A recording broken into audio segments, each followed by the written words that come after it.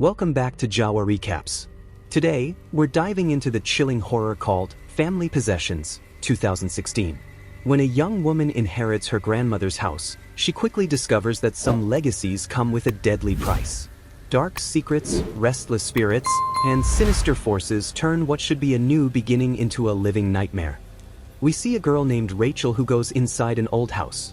She hears some noises coming from inside, but she feels that maybe it's just her imagination. Slowly, she walks further in. There's a door in front of her. She tries to open it, but she doesn't see that the shadow of an evil woman is standing right behind her. Rachel gets scared, and then suddenly her eyes open. It was a dream. Rachel's mother, Sarah, asks her, "Are you okay? Did you fall asleep?" But Rachel doesn't tell her mother anything about her dream. Rachel, her mother Sarah, and her brother Steve, the three of them are on their way to her grandmother's house. Her grandmother is no longer alive, but before passing away, she left her house in Rachel's name. Finally, they reach her grandmother's house. Rachel's father, Andy, is already there. Steve is very happy to arrive at his grandmother's house. He had never met her before, and neither had Rachel. But now their grandmother has already passed away. Meanwhile, Rachel looks upset as if something about this doesn't feel right to her. Andy and Sarah try to convince their daughter that it's only a matter of a few days. She just has to stay in this house for a short while. And after that, everything will be fine. Rachel goes to her room, looks at her grandmother's photo, and remembers everything. How her father's business had shut down, how her family had become poor, how they had started struggling for every single penny. Then Rachel found out that her grandmother, who had been very wealthy, had passed away. But after her death, she had left everything, her property, her money, and her house in her granddaughter Rachel's name. But there was one condition. After her death, Rachel would have to live in that house. Whether she stayed there alone or with her family, Rachel had to remain in that house until she turned 21. If Rachel didn't do this, then all the property and money would go to charity. Rachel and her parents couldn't understand why her grandmother had made such a condition. But now they had no other choice. They needed the money. So Rachel has to live in this house. It's only a matter of a few months. Rachel will turn 21 soon, but until then, she has to stay in this house. Her parents explained to her, "Do this. Go to town. Find a job. There's a cafe there. Work part-time. That way your time will pass. And you'll also make new friends." Rachel agrees. Night falls. Everyone goes to sleep. Rachel is also sleeping, but suddenly Rachel feels that there's a shadow in her room.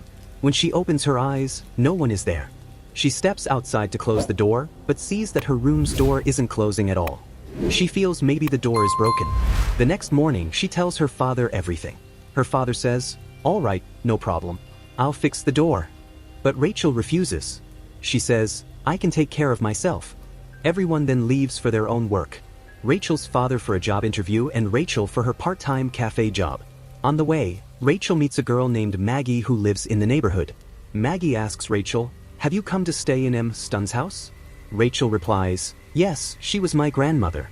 Hearing this, Maggie starts behaving a little strangely. Rachel can sense that Maggie wants to tell her something, but isn't saying it. Rachel ignores it all and asks her instead, "Where is the cafe?" Maggie then says, "Come on, I'll take you there." It seems like a good friendship is starting between Maggie and Rachel. On one hand, Rachel had found a new friend, but on the other hand, her mother noticed that none of the neighbors ever spoke to them. What secret was behind this? Anyway, leave that aside for now. Rachel finally reaches the cafe. The cafe's owner is Kristen. Both she and her staff are very rude and impolite. But in this same cafe, Rachel meets Kevin. The club next to the cafe belongs to him. And Kevin tells Rachel, "If you want to work, come work at my club." While Rachel and Kevin are talking, Kristen suddenly shows up there. Tristan likes Kevin and she felt bad that Kevin was talking to Rachel. Then Kristen spoke to Rachel and found out that Rachel was living in Mrs. Dunn's house. Mrs. Dunn was Rachel's grandmother.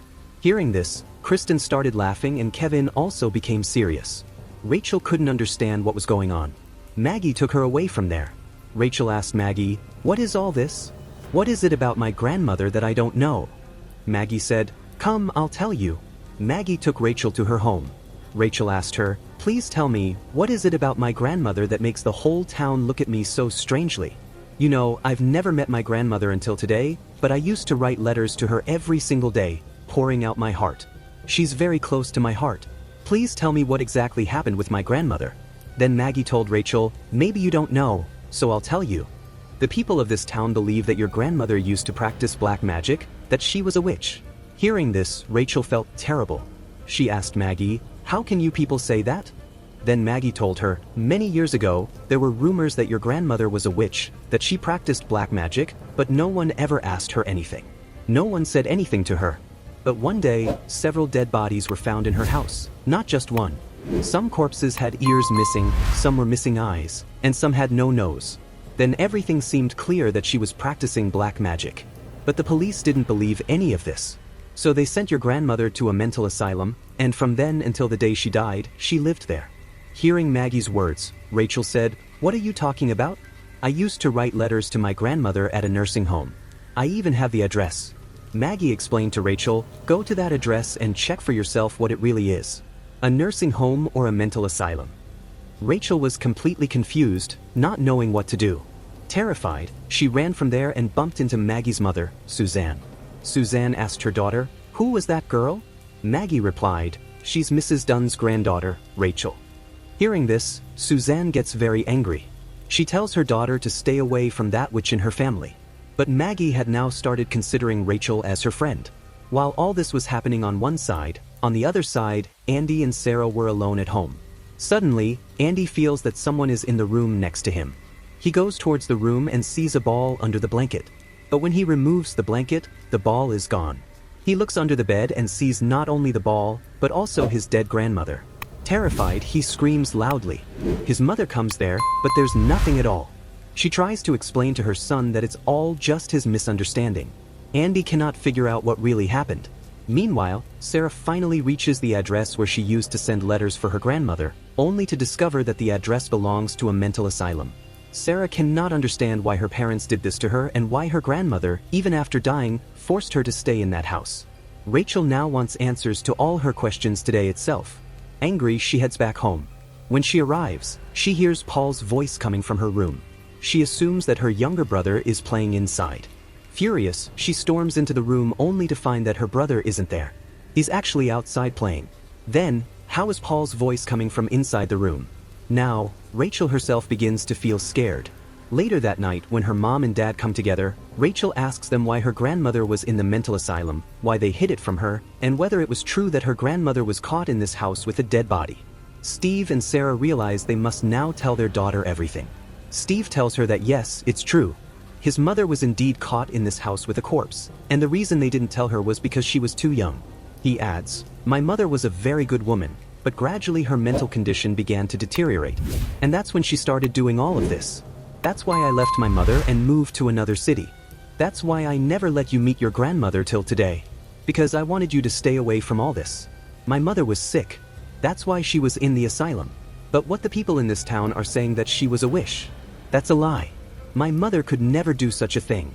Rachel's mother tries to explain to her that right now the family needs her. "If you leave this house, we won't get this property. And you already know that your father has lost his job and suffered losses in business. We are struggling for every bit of money. If you don't support us, then who will?" Out of helplessness, Rachel is also forced to say yes. Days keep passing by, and every day, whether in her dreams or in reality, Rachel keeps seeing her dead grandmother. She doesn't understand what to do. She was deeply troubled. But then Rachel notices the door of her room. Why doesn't it ever stay shut? She looks carefully and sees a key near the door. Perhaps for the basement. Now she wanted to know what was in the basement. When she goes down there, she sees a lot of toys and also a book. Perhaps this book belonged to her grandmother. She picks it up but suddenly feels that someone else is in the room. Out of fear, she runs downstairs where she meets Maggie, who had come to visit her. Rachel shows Maggie the book. Seeing it, Maggie gets scared. She says, "Do you know what this is? This book is called the Book of Shadows. Every witch keeps this to perform black magic." Rachel can't believe all this. She tries to explain to Maggie that her grandmother was sick. That's probably why she had these things, but she wasn't a witch. After that, Rachel tells Maggie that she has to go meet Kevin. He's supposed to give her some work. Rachel leaves, but before going, Maggie takes the Book of Shadows from her. Rachel goes to Kevin while Maggie goes back home where her mother is. Her mother asks her, "Where were you?" So Maggie tells her mother the whole truth. Suzanne is very angry that her daughter won't stop living with that witch's family. She tries to explain it to her daughter, and because of this a fight breaks out between Maggie and Suzanne. On one side, Maggie was probably already caught up in troubles, while on the other side, Rachel reaches Kevin. Slowly, Kevin and Rachel start falling in love with each other. And seeing this makes Kristen feel really bad. But what could she even do? After meeting Kevin, Rachel goes back to her home and once again, Maggie comes there to meet her. Maggie tells Rachel that she has read the book. She knows what's in it and what Rachel's grandmother was really doing with the corpses. It was a kind of spell. And if a witch performs the spell, then even after dying, her soul stays in this world. Her soul becomes so powerful that it can take possession of anyone's body. But to complete this ritual, you need the hands, eyes, and ears of 3 dead people. And the nose must come from a living person. And this is where your grandmother failed. Before she could kill the living person, the police caught her. Or maybe it's also possible that she actually killed the living person and completed the ritual and now your grandmother wants to take over your body. That's why she forced you to stay in this house. Rachel laughs, saying nothing like this ever happens. Even Maggie feels like maybe she's talking nonsense. Maggie also adds that yes, the ritual can't be completed unless the spirit is given something that belongs to the person whose body it wants to possess, like a locket, a bracelet, or anything personal. Now hearing this, Rachel starts feeling scared. She takes off that locket, but no one knows what is going to happen next. The story once again takes us back to Kristen. Kristen had already left and her staff was closing the cafe. Suddenly, he hears a shadow's voice. When he goes into the kitchen, he sees that Kristen is dead, but her tongue has been cut off by someone. Then that shadow appears there and cuts off the staff member's hand too. Wait a minute. This has only just begun. The story then takes us to Maggie's house. Suzanne feels that there is a shadow inside her house. But before she can understand anything, that shadow kills Suzanne too.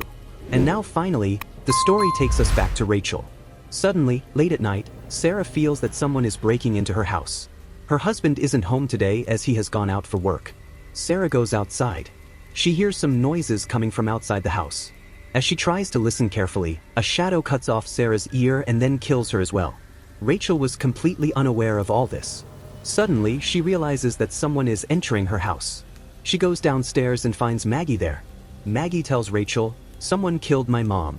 Please help me." But before Rachel can help Maggie, she gets a call from Kevin. Kevin tells her that Kristen and her staff have been killed. Now Rachel and Maggie begin to feel that maybe this is all the work of her grandmother's spirit. Maybe this is the very day when her grandmother will take possession of Rachel's body. They hear noises coming from the basement and finally they go there. What they see shocks them. An eye, an ear, a tongue, and a hand all kept there. They think this is the work of the grandmother spirit. But finally, the mastermind of this whole game comes before them, Steve. And Steve tells his daughter, "I was fed up with this life.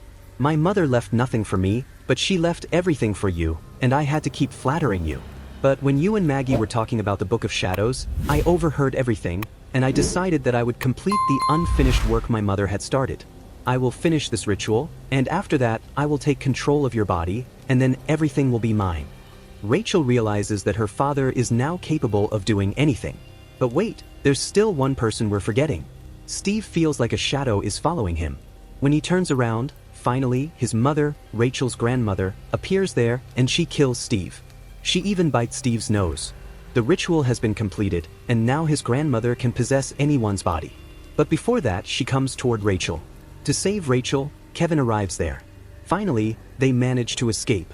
The next morning, the police arrive and Rachel decides that she will take her brother far away from here. She leaves and she even sells her house. But the woman who bought their house, Rachel's grandmother, enters that woman's daughter's body. And with that, today's recap of the film called Family Possessions comes to an end. If you inherited a family home filled with dark secrets and ghostly presences, would you dare to live there, or walk away and leave the past buried? Let me know. Share your thoughts in the comments, hit like, subscribe to Jawa Recaps, and share this video with your friends who love a good scare.